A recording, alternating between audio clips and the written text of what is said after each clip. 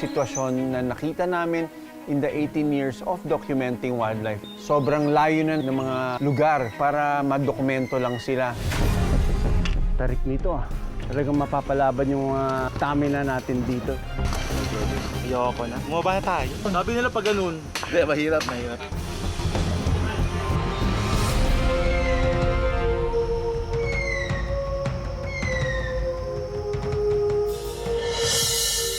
Siya yung pinaka-first Philippine Eagle na talagang inalagaan ko. It's like a family to me. Talagang hindi maiwanan.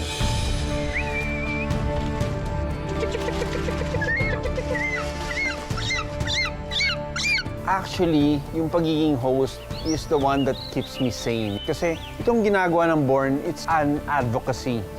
Iba may fulfillment pag objective natin na accomplish natin. Tayo yung mata nila Yung nakikita natin, pinapakit natin sa kanila Dadaanan nga sa tao, pero mahirap. Konti na lang. Patag na. Patagilid. Over the years, talagang we've gained enough experience and exposure na hindi na matatawaran. Bilang veterinaryo, Nandyan lang yan. Nandyan lang sila. Actually, yung atake ng buhaya dito sa aming barangay, halos lahat nangyari ito ay sa umaga. Kami ng tulong kung paano ito matigil ang pag-atake ng buhaya. may mga batas na naman tayo para sa wildlife. Kailangan lang natin pagtibayin, lagyan ng ngipin, at ipatupad.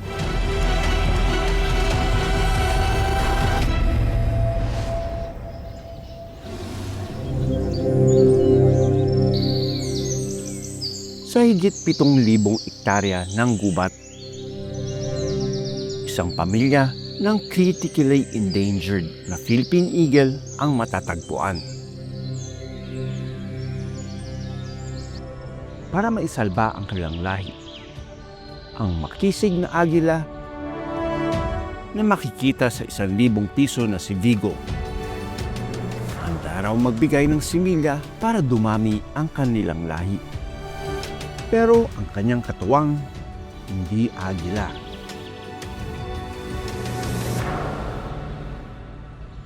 Noong nakaraang linggo, 2 oras naming inakyat ang bundok ng Candalaga. Lahat ng pagod na ito para sa ating haring agila. Pag humarap ako ang ganito, panay lupa. Lupa yung kaharap mo. Ibig sabihin, nasa mga 75 degrees ang ating inaakyat.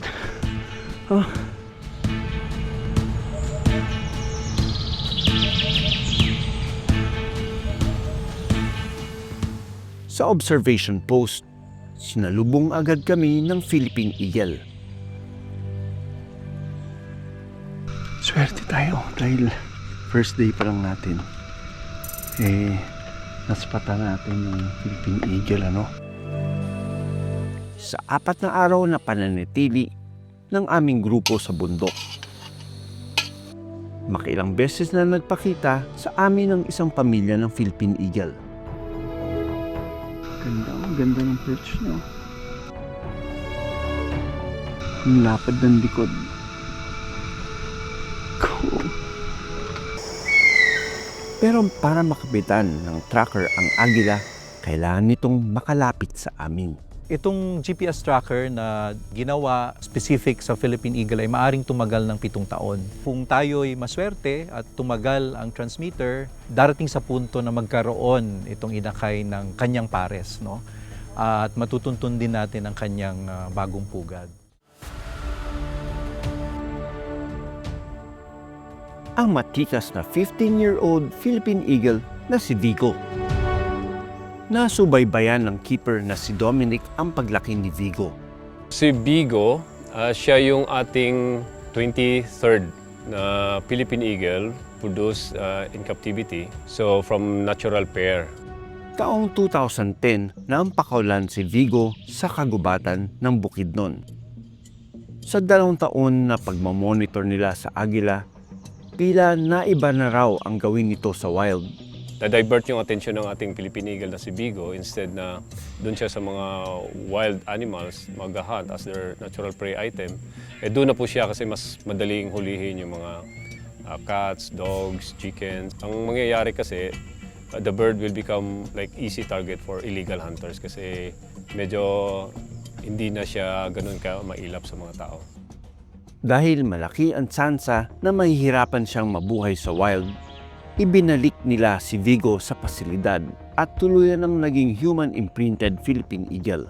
Yung human imprint birds, yun yung mga ibon na hindi na po sila nag-accept ng the same kind, lalo na for breeding purposes.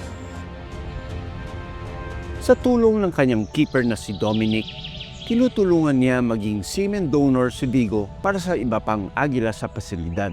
Nung dumating ako dito, so siya yung pinaka-first Philippine Eagle na talagang inalagaan ko. Nag-start ng 2017 and successfully na talagang consistent yung semen production at saka yung collection. Magkatulong nilang binubuo ang pugad ni Vigo lalo kapag inbreeding season.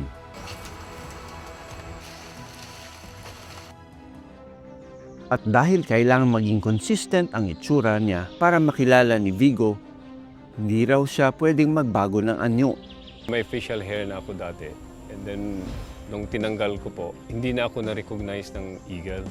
So, from the doorstep, talagang nag-atake po siya sa akin. The worst thing was, hindi siya nag-copulate, hindi nag-participate into breeding activity. Sa sipol pa lang ni Dominic, mukhang alam na ni Vigo kung sino ang paparating.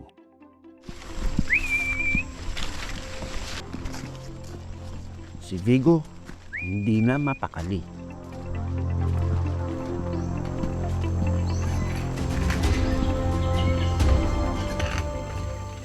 Nilagay ni Dominic sa pugad ang pasalubong ng mga dahon at sanga kay Vigo. Nakakatulong daw kasi ito para mag-copulate ang mga agila. Sinasalo ko yung semen, dito siya nahuhulog.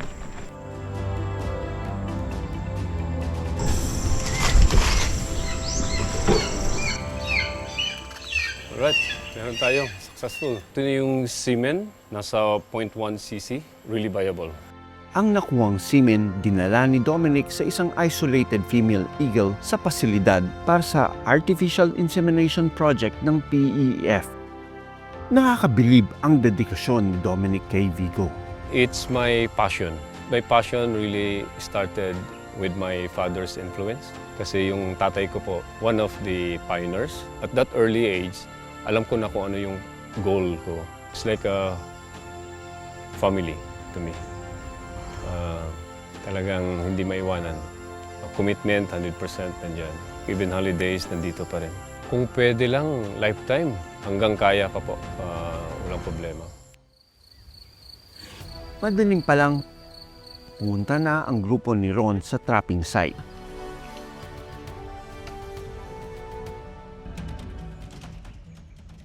Ang agila, tila nakikipag-usap.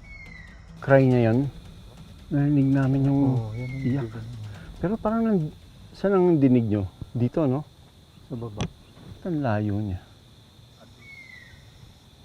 Adult ba yun? Oo, mukhang adult. Ito yung pangalawang araw namin dito. Ganyan talaga ang wildlife, ano? Sometimes you see them, sometimes you don't. Susubukan natin ngayon maglagay ng natural prey nila para hindi siya manibago. So let's try later.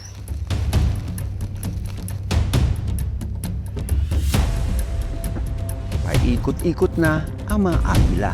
This is day 3 and we're really blessed. Pag akit namin dito sa view deck, nagpakita yung Philippine Eagle, dalawa sila dito. Halos lumapit na ito. Nang biglang umulan. Sa sumunod na 12 oras, hindi na muling nagpakita ang mga agila. This is bad. There were some positive signs na nandito yung mga Philippine Eagle, pero hindi pa rin sila hindi pa rin sila na-attract sa lure. We're dealing with a very intelligent species, no? Hindi sila basta-basta kung bumababa. Yung weather isa din. At isa din yung factor, yung dami ng pre-availability ng lugar. Sa huling pagkakataon, muling nag-abang ang grupo ni Ron. Sa edad nung juvenile Philippine Eagle na nandito ngayon po, siguro na sa mga 6 na buwan na lang natitirang buwan. By 6 months or so, aalis na siya dito at maghanap ng sarili niyang teritoryo for the next following. Kung babae, 8 years. Kung lalaki, 5 years. Siguro may mga ibang hunting ground silang pinupuntahan. Maybe mag-move tayo kung saan yung sisyo. Simula 2008, may 38 Philippine Eagle na nakabitan ng GPS transmitter ng Philippine Eagle Foundation or PEF.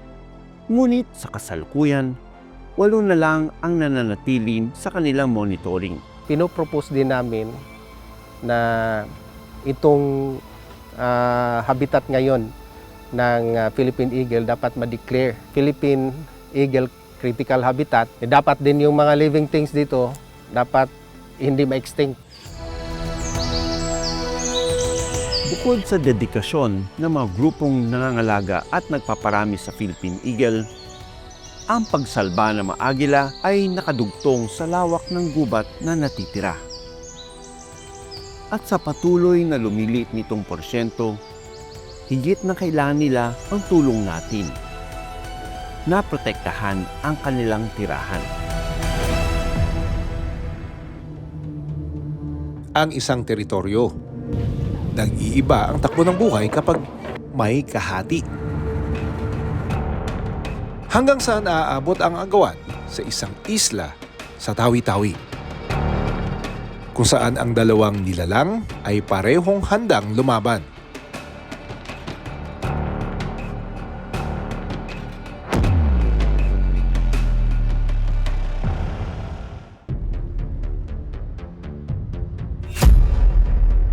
Madalas daw sumisilip dito ang isang Indo-Pacific crocodile.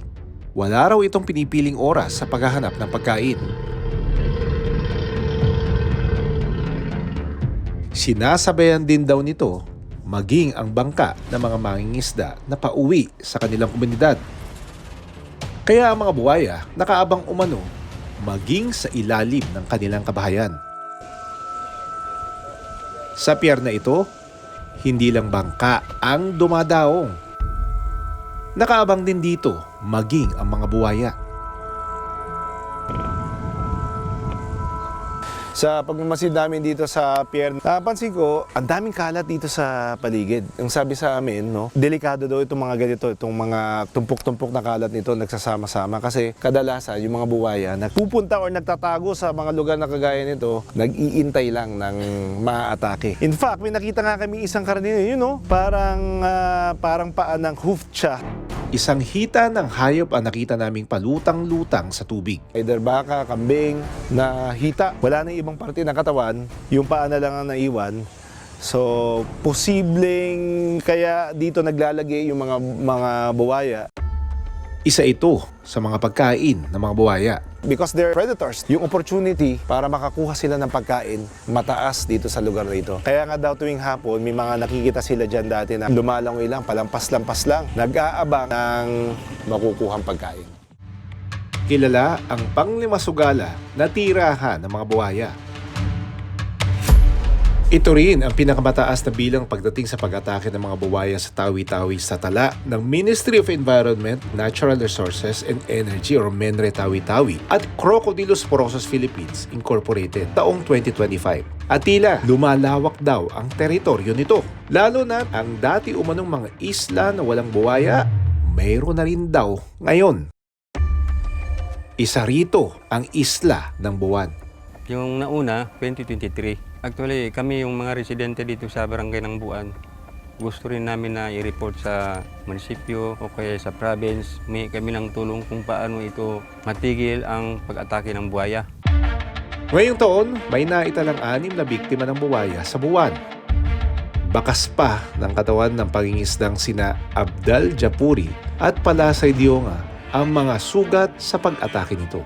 Naggawa ako ng bangka, wala akong naisip kahit isang tao. Nabidlaan lang akong nahawakan. Ang isip ko, wala naman daanan.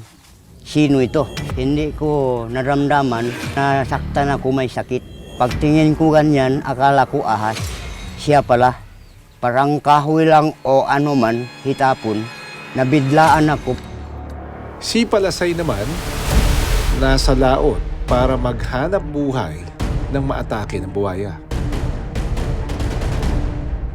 Hanap buhay, biglaan ako pumunta sa laut, may inaat na. Lubak na ko sin buhaya yan to. Pero nakita ko bigla siya lumutang. Sinagat na ko. Sa mismong palikuran naman nila, inabot ng buwaya ang paa ni Tatay Buharin sa hibid. Bang lapit adlaw, maalis agliman ha, mag-ayal na ako. Pag-usitan pa ako magsambahayang.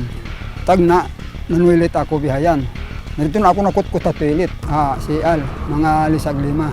Napikil ko, atin na, way roon, atin na napikil ko dyan to, sipon ko yung baran ko. Yung pagligtas ko, nakit-kit na nini.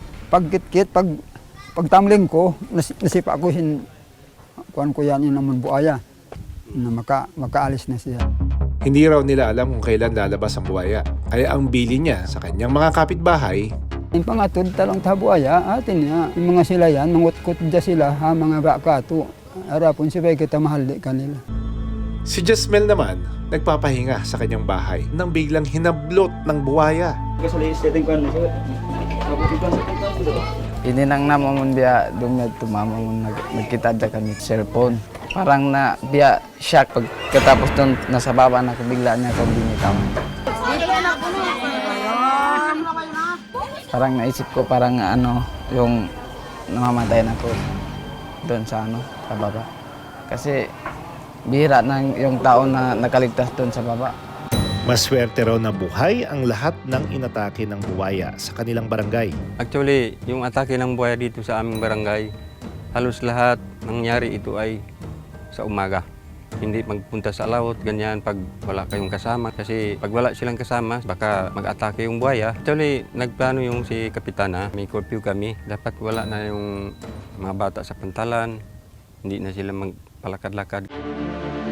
Sa Tawi-Tawi, isa lang ang panglimasugala sa 4 na munisipyo na may naninirahang buwaya. Ngayong taon, dumami, umakyat yung frequency of occurrence ng crocodile attacks dito sa amin. Mandato po yan ng opisina na magkakabit po kami ng mga signages sa mga sitios areas na may reported sightings of crocodiles po. May panahon daw na mas aktibo ang mga buwaya, kaya mas mataas umano ang naitatalang pag-atake nito.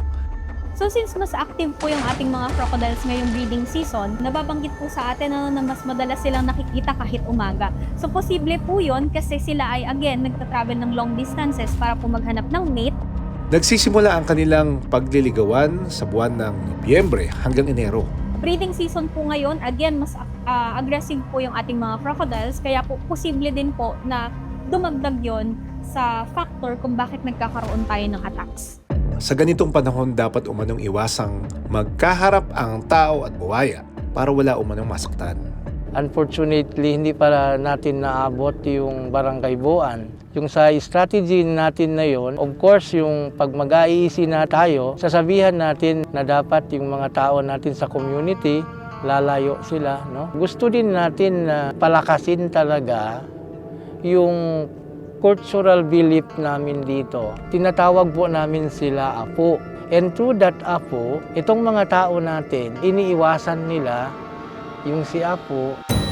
Pero para sa mga taong nakaasa ang hanap buhay sa dagat, paano naman ang kanilang kita at pagkain? Pwede din magrekomenda sa atin na there are areas na pwede sila doon mangisda na instead na dyan sa lugar na kung saan nandyan yung mga crocodile po natin. Plano rin daw ng Ministry of Environment, Natural Resources and Energy o MENRE Tawi-Tawi na simulan ang rehabilitasyon sa mga bakawan. Halimbawa na rehab na talaga natin yung mangrove, tapos marami na din siyang pagkain. Hindi na po siya magiging kalaban ng mga tao kasi hindi na sila pupunta doon. Then at the same time, yung tao na din, regulated na rin, alam na nila na that area na-declare na po na protected area. Kultura ang isa sa mga nagsisilbing proteksyon ng ilang buhay ilan. Pero katawang nito ang responsibilidad natin na intindihin ang kanilang gawin. Lalo na sa panahong dumiliit ang kanilang teritoryo. Hahanap ito ng paraan para mabuhay. at makakain. Gaano man ito kalayo. Maraming salamat sa panonood ng Born to be Wild. Para sa iba pang kwento tungkol sa ating kalikasan, mag-subscribe na sa GMA Public Affairs YouTube channel. Maraming salamat sa panonood ng Born to be Wild. Para sa iba pang kwento tungkol sa ating kalikasan, mag-subscribe na sa GMA Public Affairs YouTube channel.